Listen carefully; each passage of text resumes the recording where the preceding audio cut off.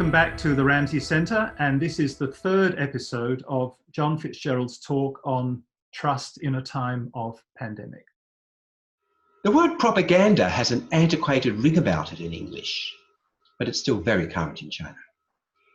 True, few organisations outside the Vatican and Leninist vanguard parties have ever really felt comfortable using the term. In fact, the Vatican invented it with the creation of the Propaganda Fide, the sacred congregation of the propagation of the faith. And the communists use the term because the Propaganda Bureau is one of the few that Lenin laid down in his blueprint for Communist Party organisations. No vanguard party can be without one. Still, the Vatican and Chinese Communist Party have tried to keep up with the times, each in their own way. In 1982, Pope John II tweaked the Latin to remove the word propaganda from the Vatican office of that name, which then changed in other languages, including English. It's no longer Propaganda Fide. China's communists took a different course. The party retained the Chinese term propaganda, 宣传, in Chinese for domestic use, but in dealing with foreigners, chose to translate this word as publicity, not propaganda, and crafted the Party Propaganda Bureau, and called the Party Propaganda Bureau the Publicity Office, and renamed the director of the party's Central Propaganda Bureau the Minister for Information, all in English. In Chinese, nothing changed. Now, English happens to be our national language, not China's, and we have an obligation to correct it when we see an error. If, as Beijing insists, we have to avoid using the word propaganda to translate the Chinese word propaganda, 宣传, then disinformation would be a far closer fit. And the Minister for Disinformation would be a better translation for the relevant party office. I'll be using those terms from here on. The Office of Propaganda Fide in Rome was, after all, originally known as the Office of the Inquisition, then changed to propaganda, and more recently, from propaganda. The connection between propaganda, disinformation, and terror in China is historically far closer. China's vast state disinformation system is tasked with managing and controlling all flows of information, all forms of content, across every cultural, media and educational institution in China. There's no exception, along with all their branches and sub-agencies overseas, including Confucius Institutes. Everything we could possibly want to learn from China about that country's civilization, its history, its culture, now comes bearing the stamp of approval from the Ministry of Disinformation.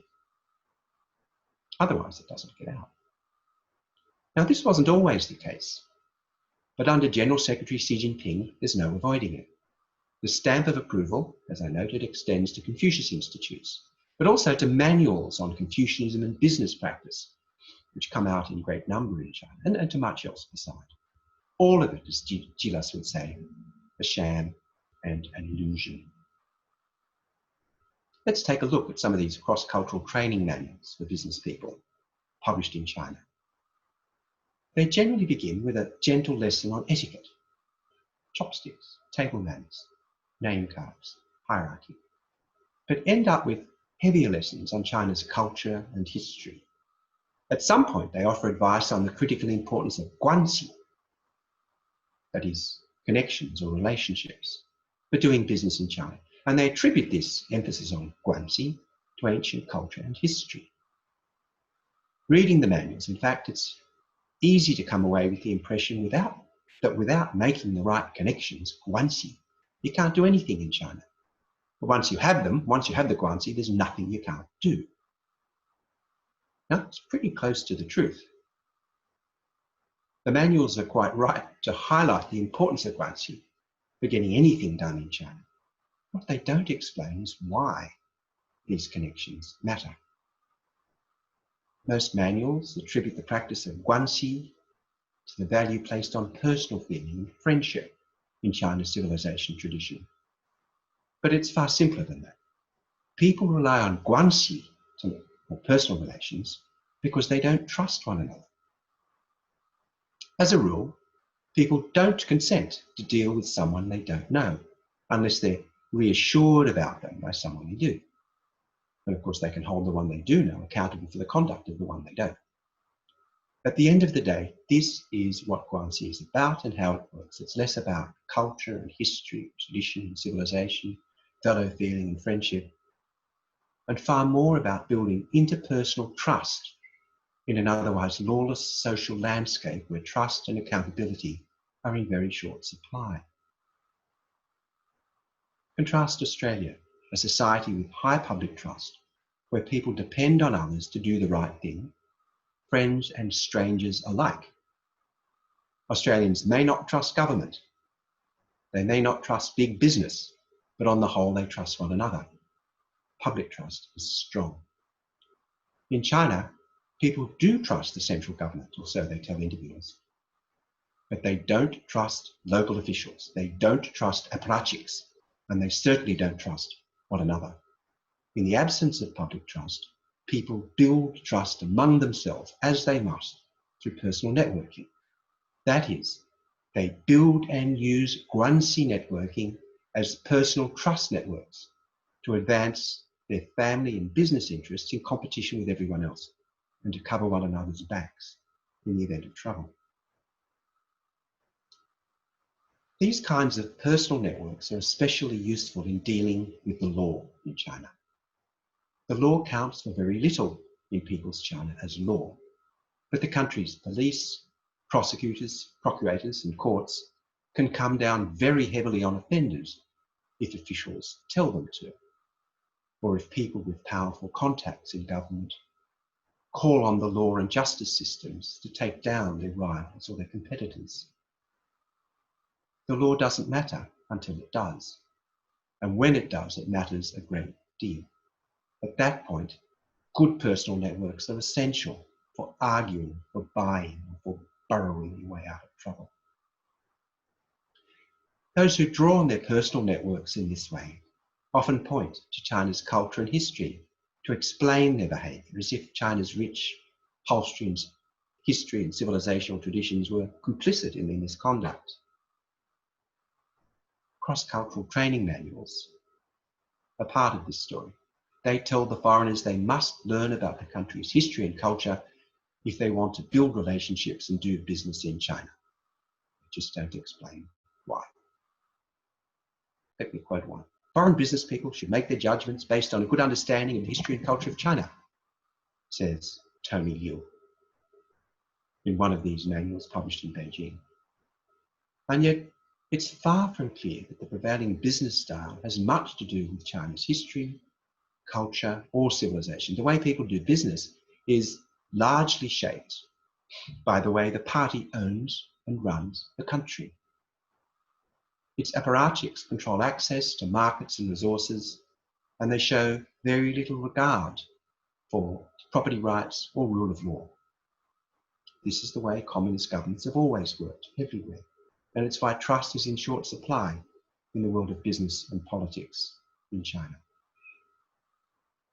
Under Ministry of Disinformation guidelines, the party rates very little mention in these cross-cultural business manuals. Instead, we're offered lessons in pop ethnography, contrasting China's so-called collective spirit against Western individualism, selflessness in contrast to Western selfishness, hierarchy in contrast to flattened or equal relations in the West, personal loyalty in contrast to impersonal rules-based systems in the West, and what they regard as a Chinese emphasis on personal trustworthiness in contrast to contractual obligations typifying the West.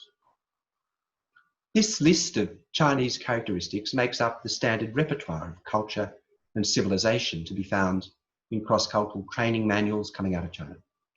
It's replicated in Confucius Institutes in Australia and reproduced ad infinitum in professional intercultural consultancies around the country. And needless to say, it's reproduced in former McKinsey consultant Peter Walker's book on overcoming misconceptions. These East-West contrasts are not entirely wrong, but they're overstated and they're selective. They're overstated in the sense that ideals of community service, loyalty, honour, selflessness, collective good, persistence, obedience to superiors, and so on, are hardly alien to Australia or the West. Not at all. It's a matter of context and emphasis. And they're selective as well, in the sense that the austere rules-based behaviour said to typify Western societies in these business manuals have clear parallels in classical Chinese thought, every bit as ancient as Confucianism. But they're particularly selective where they implicitly support Communist Party claims to rule while not mentioning the party. The claim, for example, that people in China have a collective spirit is amplified in other party tracts that maintain people in China are culturally predisposed to be governed by a Leninist party because collective action comes naturally to them. It follows that any criticism of the party's authoritarian style of rule is a smear on the civilizational heritage of China's people. Not so. In fact, nothing could be further from the truth. No foreign business person should really underestimate the drive of individuals to get ahead in China. It's formidable. And foreigners who imagine they're working with partners operating in a collective spirit will be taken to the cleaners. But references to China's collective spirit are also misleading in implying that people in China are willing to cooperate with one another.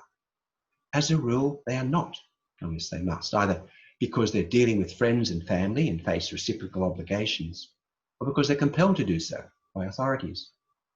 Absent these two conditions, few strangers cooperate willingly on anything in China. They could find themselves in trouble. Again, it's not a matter of culture and history, but a question of who can you trust. This is the Communist Party's doing. It has nothing to do with Confucianism or Chinese civilization. The party works to ensure there's little sign of collective behaviour of the kind that Australians normally associate with voluntary cooperation. For example, running a rural fire service or a netball club, or being part of a local charity. All such organisations in China, all clubs and societies that might be expected to sit between personal networks and the party state, are outlawed. They're called civil society organisations, a term that itself is regarded as so dangerous that it's been banned from the classroom and media. People's China presents itself as a collective society that bans collectives, that outlaws everything we in Australia would regard as indicating collective action and organisation. It's just forbidden. That's the communists doing, not Confucius. So something else that you just mentioned, John, I'd like to draw you out on a bit, a term that a lot of people are familiar with, even if they've never been to China, but it's soon learned by anybody who has to do business there. And this is the term guanxi. You do soon learn when you go there that it's a pretty slippery concept. And you make the excellent point that guanxi is actually a way of keeping essential social and economic functions going at a time when people don't trust each other. If, to put it this way, if the default in China is distrust rather than trust, then you evolve a system which will accommodate that default. So, you know, the thing I always remember is that we say in English, we say the early bird catches the worm, and the Chinese equivalent saying is the early bird gets shot. You know, it's a different attitude towards trust. So again, since this is a center for civilization and we try to take a long view, again, I'm asking you, I suppose, a question about guanxi and the Chinese past. So has the culture always been, in a sense, distrustful like this? Does guanxi actually have its roots in ancient practices and social and political arrangements? You know, heaven is high and the emperor is far away, so you work with the people that are close by.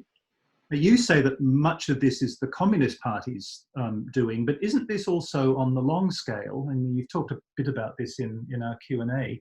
Isn't on the long scale, on the historical scale, this is kind of an imperial system in which the central government has to engage with the provinces, has to develop some sort of leverage over the faraway local centres of power. So are we watching, do you think, something like a new emperor in Beijing thinking up new ways of subjugating distant provinces or even troublesome foreign powers? Can you tell us anything about this and about, including about traditional Chinese attitudes to trade with foreigners, which is quite topical just now? Let me try. I think the idea of public trust is a fairly modern one. in most societies, including much of Europe, personal networks and personal trust was the way business and social social relations were conducted until really quite recent times. I mean, the merchants of Venice were a tight bunch. You know, the way trade took place around the Mediterranean wasn't through what we think of as international law and contract. It was through networks based on trust, personalized networks. So much of business and social history around the world, not just in China, features what the Chinese call guanxi. I guess what happens in the modern era is that other forms of trust come to be built over the top of personal trust through rule of law, through contracts, through an ethic of public spiritedness, through public scrutiny of government, and so on. This happens progressively and gradually throughout Europe, North America, and Australia, and it was happening in China. There's nothing that predetermines the mistrust in China today to be found in China's history. Mistrust was common everywhere in pre-modern times. Building public trust is one of the great achievements of the modern state. So my suggestion that the Communist Party is responsible for China's failure to develop that trust is to say that the Chinese Communist Party has stepped outside that wider historical trend. It's insisted that the party is above the law. The party constitution is above the state constitution. Well, if that's the case, how do you get anything done? You need to know people in the party who are powerful and influential. You need to be able to build networks of trust which link up to powerful people in order to get anything done. I mean, we could ask Andrew Forrest, who recently told us that he has good connections in China, and on that basis he can deliver a great many, great quantums of PPE, and medical equipment and so on to help us in this current crisis. Well, the question we could ask is, why is it that you need great connections in China to do something that should be normal? I mean, what is it about trade in China that requires very special relationships and friendship as distinct from contracts, openness, and rule of law? I think a great many other Australian businesses have fallen foul of that dilemma in China, that everything is based on personal trust, but at the end of the day, a contract counts for nothing if you get the party offside, that there is no public trust. That's why I say in China, the persistence of guanxi is the major form of social and economic dealing, has to do with the parties resisting China moving towards models of public trust which would involve rule of law and so on. China was moving that direction. I must say, I believe China would move in that direction until Xi Jinping arrested 300 prominent rights lawyers and sent a message, we're going to stop this. None of this rule of law. This is ruled by the party using law. We're it. We are the sovereign state. You are our subjects. Do as you're told.